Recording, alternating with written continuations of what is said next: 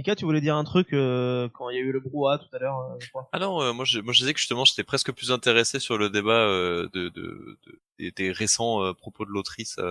Mm.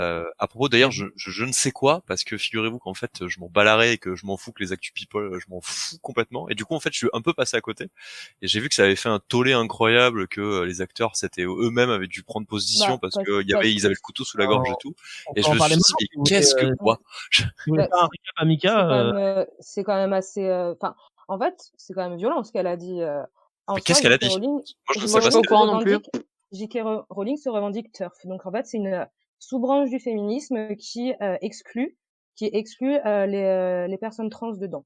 Donc en gros, pour résumer, elle a expliqué que de toute façon, les femmes trans ne sont pas ne sont pas des femmes et que du coup, lutter pour leur droit à eux, elles, je sais pas quel du coup Mm. pronom elle utiliserait pour pour ces personnes-là, pardon, en gros que elle pensait que du coup le lutter pour les droits de ces gens-là, c'est minimiser, c'est prendre de l'espace à la place du vrai combat féministe. Oui, si, Euh, ça me parle. Mais ça date d'il y a plusieurs en- mois déjà, non? oui, c'était Ou l'année ça avait... dernière, mais Ouais. c'est pas la Même un première an, fois hein, je crois. Un qu'elle an avant dit le de Covid. Ah ouais, toute qu'elle façon. fait des trucs comme ça. Oui, et puis bon, il y a des partenariats qu'elle a fait. Enfin, c'est pas la première fois hein, qu'elle jette un pavé dans la mare comme ça sur Twitter. Ça me gêne parce que je suis en profond désaccord avec en tant que féministe. Pour le coup, là vraiment, je suis en total désaccord avec ce qu'elle dit parce que déjà, en fait, ajouter des gens à ta cause, ajouter des gens dans ta lutte, c'est pas la diviser, c'est pas la séparer, c'est pas ils vont pas prendre plus de place. En fait, au contraire, ça va grandir la lutte. Déjà, il y a ça. Et souvent, quand j'explique que je suis féministe, on me reproche, oui, mais moi, je préfère le terme humaniste parce que c'est trop restrictif aux femmes, ce genre de choses. Et tu penses le racisme et ça t'intéresse pas l'antisémitisme parce qu'une fois que t'es féministe, du coup, tu ne t'intéresses Que ça, que quoi. à la cause que à la cause des C'est femmes. ça. Alors que C'est ça, du les tout, en autres. fait, et du coup, je trouve qu'en fait, déjà, il y a ce côté-là. Donc, enfin, moi, vraiment, j'ai une vision totalement différente du féminisme. Plus on est dedans, en fait, plus on est dans cette lutte, en fait, pour moi, le féminisme, ça prend pas que les femmes, c'est toutes les personnes qui sont victimes du patriarcat. Et du coup, dedans, il y a les trans, il y a les âmes trans, il y a les femmes trans, il y a même des hommes. Dans le patriarcat, enfin, dans la société dans laquelle on peut se faire péter la gueule parce qu'on est un garçon et qu'on a une voix un peu plus aiguë quand on est au collège ou ce genre de choses. Donc, ça considère, enfin, je trouve elle, du coup, elle a une vision très restrictive, très restrictive de la cause que je défends. Et le fait qu'elle soit pas, en fait, qu'elle pense que les femmes trans sont pas des femmes, sont pas des vraies femmes pour elle. En fait, c'est son problème. Elle a des idées de merde, elle a des idées de merde, en fait. Tant pis. Ce qui me dérange vraiment chez elle, c'est le fait que elle, je veux dire, elle sait la notoriété qu'elle a, elle sait le poids des mots qu'elle a, et le fait qu'elle prenne ce débat-là et qu'elle aille en parler directement, en fait, sur Twitter, là où c'est un peu, c'est son forum public à elle, c'est son agora, où elle sait que soit elle va choquer, soit elle va rallier des gens. Et le fait qu'elle dise ça, c'est vraiment, moi je trouve que c'est vraiment chier sur sur les personnes trans. C'est vraiment leur dire, non seulement en fait je comprends pas votre truc, mais en plus je suis pas d'accord à tel point que je vais utiliser un réseau social mondial pour vous le dire, pour dire que moi je considère que vous êtes pas, enfin genre en tant que personne je vous respecte pas. Et moi c'est ça qui me pose le plus problème Ok, chez cette d'accord. personne. Et ce qui est encore plus problématique, pour rebondir sur ce que dit Colline, c'est qu'en fait, ça se transcrit dans l'œuvre. Et c'est pour ça que je disais en tout début d'émission que j'apprends à désaimer Harry Potter et à le déconstruire.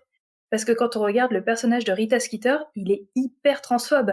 Parce que la manière dont elle est décrite dans les bouquins, c'est que c'est une grande femme qui est carrée de mâchoire, qui est en fait quelqu'un, une femme, qui a fait sa place dans un milieu d'hommes en acceptant des codes d'hommes et en les prenant pour elle tout en restant ultra féminine, ultra glamour parce que c'est ce qu'elle a envie d'être.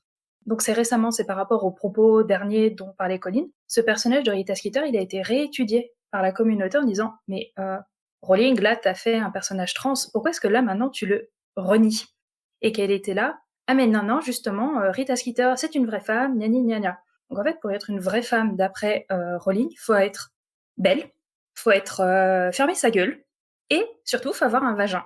Et c'est ça qui est le plus problématique en fait, je crois.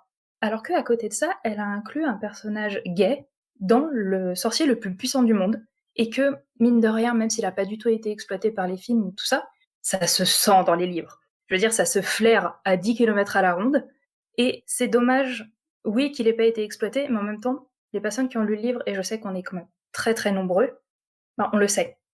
Alors, pas nécessairement. Moi, je t'avoue qu'à l'époque, je m'étais pas fait la réflexion non plus, parce que justement, ça reste subtil. Oui, puis on Et était des gamins aussi à l'époque. voilà, moi à cet âge-là, je me posais pas la question, tout simplement. Pour rebondir sur ce que tu dis, effectivement, moi je trouve que ce qui est plus grave qu'elle ait des idées de merde, c'est qu'en fait, elle a tendance aussi, une énorme tendance à réécrire ce qu'elle a écrit dans ses livres en disant je voulais dire ça, même si c'était pas le cas à l'époque. Dans le sens où elle va dire ouais, mais quand j'ai dit cette phrase-là, ça voulait dire tel truc. Quand j'ai dit cette phrase-là, ça voulait dire tel truc. Peu importe du coup ce qu'elle voulait dire à l'époque ou pas, c'est pas la question. Mais elle réécrit sa propre histoire. Elle arrête pas de changer le canon de l'histoire pour, si vous voulez, transformer Harry Potter pour du coup se conformer à ses idées qu'elle a maintenant et qu'elle défend maintenant, alors que peut-être qu'à l'époque elle les avait même pas du tout.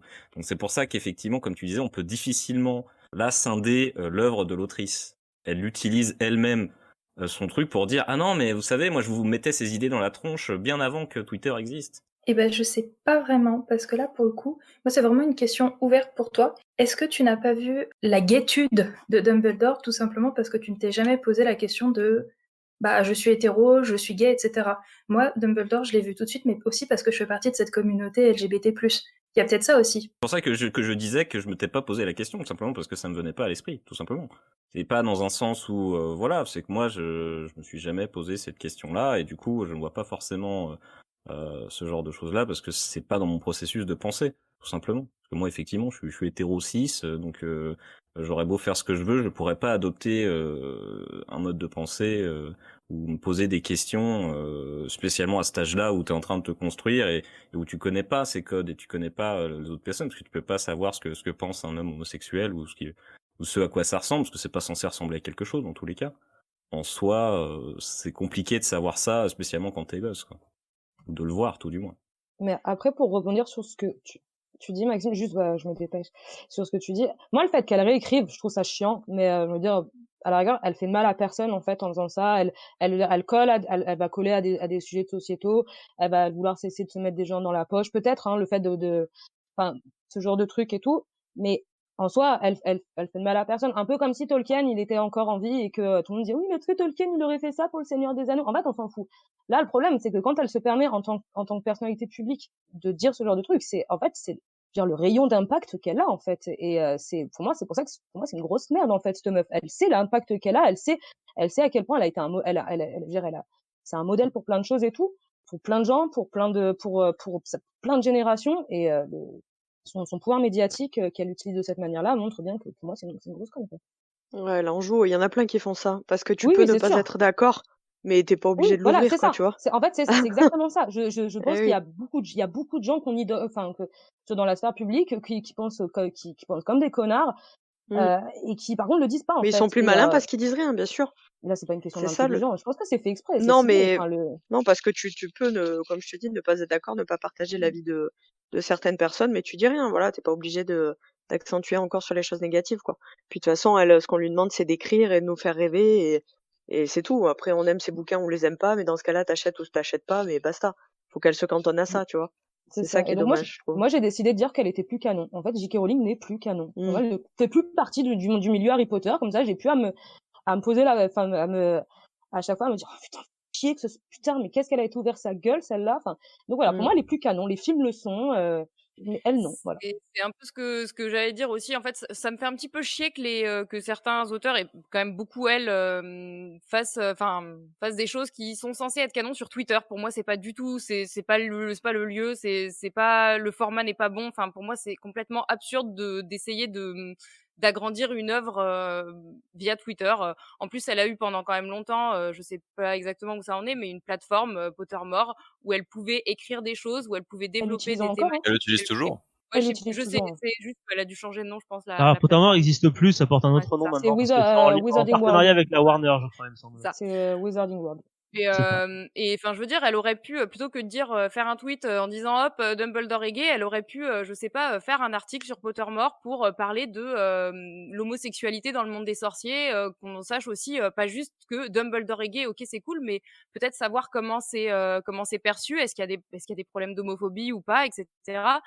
Elle pourrait se servir vraiment de ça pour montrer plein de choses par rapport à son univers et pas juste faire un tweet en disant oui, ça c'est comme ci, ça c'est comme ça. Moi, ça me pose vraiment problème parce que pour moi, c'est pas comme ça qu'on développe l'univers d'une œuvre. il y a aucun contexte, il y a rien, et c'est vraiment assez Ouais, mais inintéressant. c'est comme ça qu'on fait parler d'elle. C'est surtout ça le Et- truc, c'est pour faire le ramdam, le buzz uniquement. Le De but, toute c'est façon, effectivement, ça a Twitter, c'est jamais ça, été c'est pour le buzz. voilà, ça a jamais été d'étendre son univers, quoi. Il y a un autre problème aussi de fait de est-ce que l'œuvre appartient à l'autrice dans ce cas présent ou est-ce qu'il appartient au C'est un autre spectateur, des qui est débats, là. un autre débat effectivement, mais dans le sens où effectivement elle a une certaine responsabilité vis-à-vis des gens qui la suivent aussi Mm. par rapport à son univers.